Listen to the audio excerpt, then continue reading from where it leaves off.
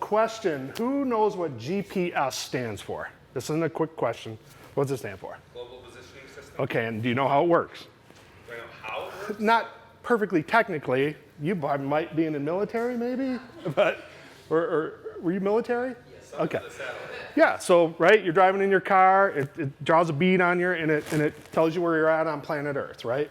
So, quick story, 2010, I qualified for a championship tournament, bass tournament on the Mississippi River out of Fort Madison, Iowa.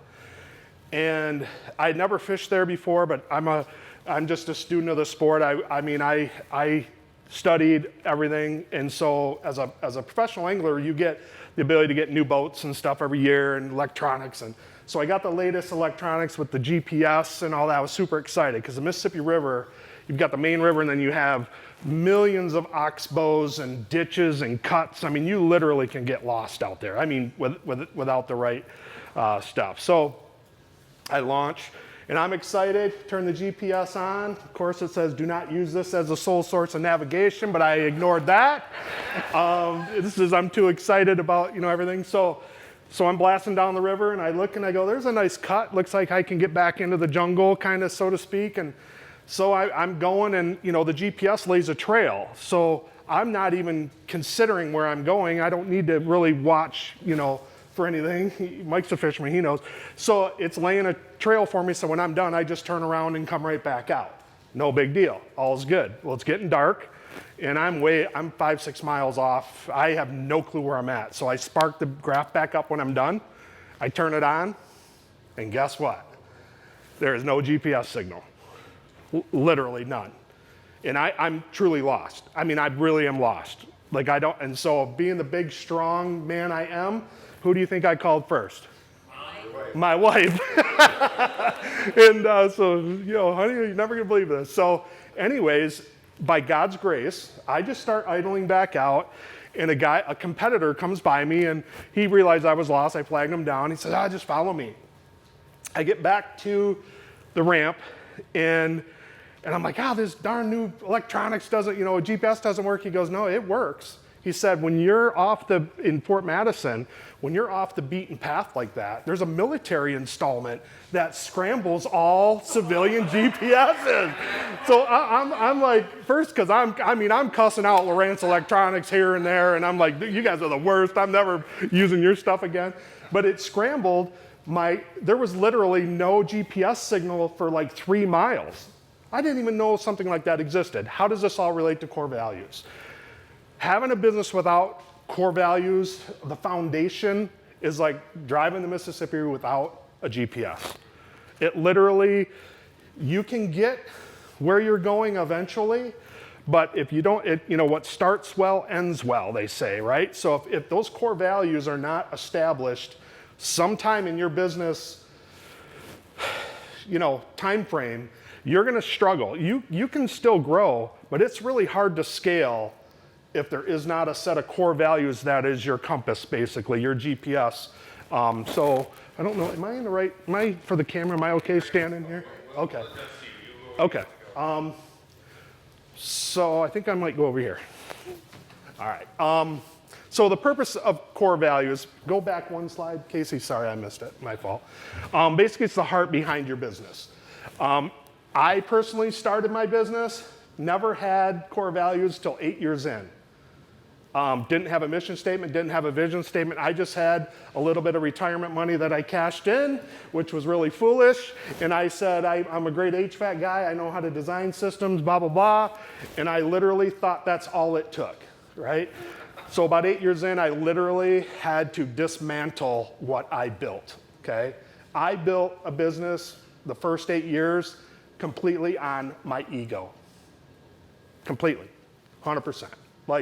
And so your ego can only carry you so far. Your personality can only carry you so far. So, because when you start to add people to build your business, you'll see that you're the limitation eventually. Because your business is only going to grow where you are. That's it. You're the top. So I didn't do any business training. I didn't know my numbers. We talked to Debbie a little bit. I literally just thought hard work and connections would get us there. So core values, the heart behind your business. Okay, you can go to the next one. The purpose of the core values, these are the bigger purposes. To guide and shape the organization's culture, decision-making, and behavior. The behavior is a big one. We are going to talk about that more. To serve as a moral compass, providing a framework for how owners, management, and employees should conduct themselves and how the organization should operate. So as my company's growing, I'm just putting butts in the truck, they call it in the trades. We're just getting, I got a big job, I got to get guys on the job, got to have tools there, we got to mobilize. And so my hiring practices had no core value, no filter to see who I was hiring. I'm just hiring on technical ability, man, and I thought that's all trades guys needed. And I realized that those core values need to match mine, but mine weren't there to teach. They were all here and in here. So it wasn't their fault. I truly take 100% of the responsibility of hiring the wrong people, thinking it's just a matter of hanging ductwork like this. Okay, next, the key purposes of core values, so alignment. Core values help to align employees around a common set of principles, ensuring that everyone is working towards the same goals and objectives. What I learned from my bad experience was my guys, the problem was they were all thinking how they wanted to think. They weren't thinking how I needed to think, or thought. So I had 20 different little businesses, little bosses within my business. And it was horrible. I mean, really, it created a lot of confusion. I hired a bunch of Lone Rangers is what I did, and I had to pay them a bunch of money to come. I sniped guys like you said, but I had to pay. It was just because I didn't have the core values established.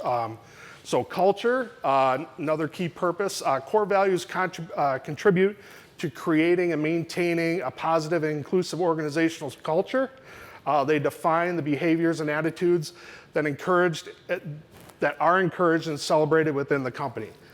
Man, we could talk a whole night just on the culture aspect of the core values. But what I learned was I'm responsible for the culture in my business. Me, not my employees, not my leaders, not my vendors, not my subcontractors. You can go to the next one, Casey. Decision-making, another key thing in core values, provide a reference point for making decisions at all levels of the organization. They can help guide choices related to strategic planning, hiring decisions, partnerships, and more. I'm going to focus on that hiring decisions a little more than the rest. Now, when you have core values, you can use those to hire people. And there's questions you can ask people, prospective employees, to examine their heart. And, so you can give them scenarios. How I do it is I give them scenarios and what would you do in this case? What would you do if this happens and then this happens? Then all of a sudden, they're, so, because you can't just go, if you say, do you have good character, Tony? What's everybody going to say? Of course. Of course. Nobody's going to go, no, I'm terrible. You don't want to hire me. Or I've got this bad habit. So there's ways to do it. And it's so helpful in the hiring decisions and in the firing decisions. Right? Everybody wants to be a boss until you got to do boss things. Part of being a boss is you have to fire people sometimes. And listen, if your core values have been made very clear throughout your organization and they've been taught, they've been trained, people know how to apply them to your business, if somebody just goes rogue, a lot of times your core values make it real simple. It's not personal. It's personal, but it's not personal that you say, hey, this person just does not fit our core values anymore. They just don't fit what's important in our organization. Reputation. A clear set of core values can influence how an organization is perceived by its customers, stakeholders, competition, and the wider community. Consistent adherence to core values can build trust and reputation, while a misalignment can lead to reputational damage. That's That's a big one. So part of in the HVAC world, I'm at the kitchen table with a husband and wife, a lot of times, selling a system. We use our core values, which I'll share at the end, and I'm not going to go deep into them, but I use that as part of our sales process. A lot of times, we're a lot of referrals, but people that are in an organic lead, that they don't know me from anybody. And most of the time when I share our core values, they say to me, you're the only person that's ever shared literally your core values of your business with me or with us. So it'll set you apart. If you have core values and you believe in them and you use them throughout your whole business, it will very much set you apart. I promise. It's just not, people think about them, they just don't apply them. Go ahead, Casey. Employee engagement. Core values can foster a sense of pride and purpose among employees, making them feel connected to the organization's mission and values. This can increase job satisfaction, employee retention, and productivity. I heard a story of a guy, he does a core values party every week. This sounds corny, but it's an awesome idea. So what they do is they take one of their core values through their organization, and you just have to go crazy about this core value. If it's integrity, every person has to just be, their integrity has to be absolutely stellar the whole week. Then what they do is they pick whoever had the most integrity that week and give them a prize or whatever. And I thought that's engaging an organization, and it just builds their trust. It builds a team. So I thought, I'm like, good idea, isn't it? It wasn't mine. I Just gave me an idea. I know. Family. I got a 10 and 13-year-old that, trust me, I'm talking to you, and I'm really talking to me. Okay, so competitive advantage, well-defined and authentic core values can set a business apart from its competitors. They serve as a unique selling proposition and help customers understand what the company stands for and what it prioritizes. That's a little bit of the competition and kind of what I went over before. Feel free to use it in your marketing. I mean, people don't, some people may say, well, that's showing off or that's promotion. Yeah, but if you truly believe it and it's truly what you deliver with, along with your products and services and how you deliver it, man, shout it from the rooftops. And AZEE can help you do that. Next slide. I know I'm going fast because I really am looking forward to the discussion after. So, long-term sustainability, basically it's going to help you grow. You're going to have the right people. When you have the right people, your business is going to grow, right? I mean, once you have it, it's almost, it has to grow. I mean, it just will, because people are engaged in the business. They're not just here for the paycheck. Regular evaluation. Sometimes you have to relook at your core values. Maybe there's a partnership brought on, or something. Business changes, business dynamics change. There's there's a lot of different reasons why they can be a regular evaluation of them. I would say this though, I wouldn't reinvent the wheel with them. Like I wouldn't go too far with modifying them, because your business, especially if you're years into it, when you start changing those core values, you're going to have a different looking organization and it'll sneak up on you. I have a friend that they brought on a partner, redid everything, and man, it was just, they didn't bring the same core values as the founders. And it hurt them bad. Next one. So who creates the core values? Founders, partners, leadership teams, stakeholders, investors, and possibly key employees. I put possibly there. I'm not a huge fan of that, and don't be offended if you're an employee here. But the founders and the owners it's the heart. The mission and the vision and the core values has to come from the founders. It has to.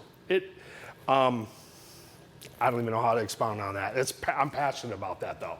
Like it's when you have a problem in your business, it's your problem to solve, right? We cannot shirk these responsibilities. We can't, I mean, as the owner, it all falls on us. So if it all falls on us, we have to be the ones that set the tempo, set exactly what we want from our employees, from our leadership team. It's pretty self-explanatory. All right, when? Typically at the beginning or founding stage, during strategic planning phases, during stages of growth and expansion. Economic influences where, we kind of talked about that, where change is required to adapt to new business challenges. They can also be modified at any time to set your business up for success. I'm going to tell you something. AI did that last one, and I had AI looking like, and I'm like, I don't know why I kept that in there. I just wanted to be cool and say, hey, I did something with AI.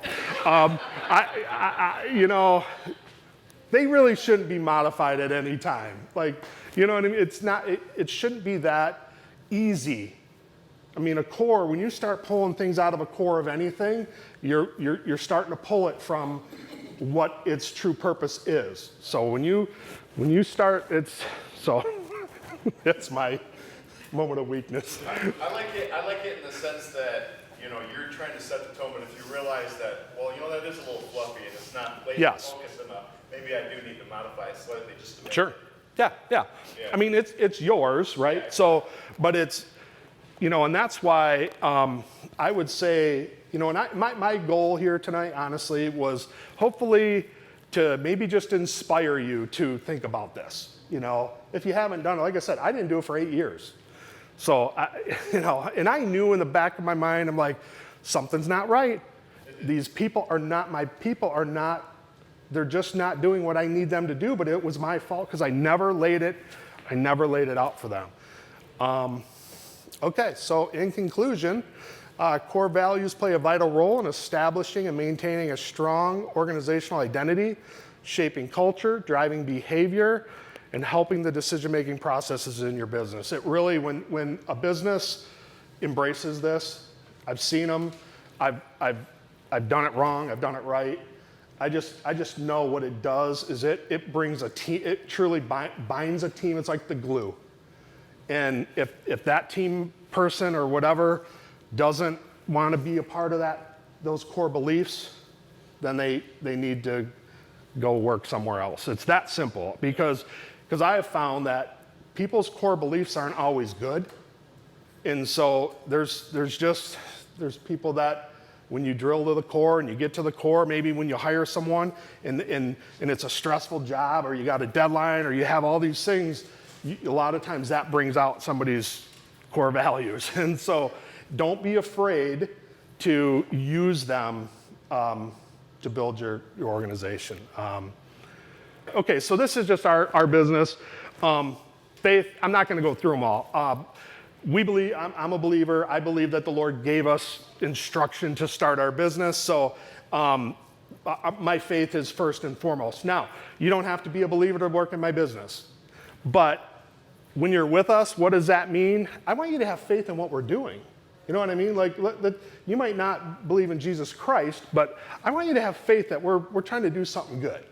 You know what I mean? And so that can kind of mean what it can to whoever. The number 8, I mean, these are pretty normal. Some companies will actually, instead of doing a one word, and I may modify these now that I've thought about it, some companies will take a one word like integrity, but then they'll do a dash, and then they'll give us short little, hey, this is what this means. I would say keep it as concise and short as you can, because if you're training it, you want people to absorb it. I mean, if you're writing a whole paragraph for each one, it's going to be hard for most employees to really buy into it, just because it just takes a lot of time to learn it. But in number 8, we put excellence at the bottom. Really, there's really no order of how I looked at this, but for us, everything we do, no matter what it is, we really should strive to do it with excellence. And that in itself will set you apart in this crazy business world today. If you do so, if you're on time, you let people know what you're doing, be a person of integrity, there's always room in the marketplace for good, sound people with core values and convictions to do the right thing. I think that's it. think I got it. Okay? All right. All right.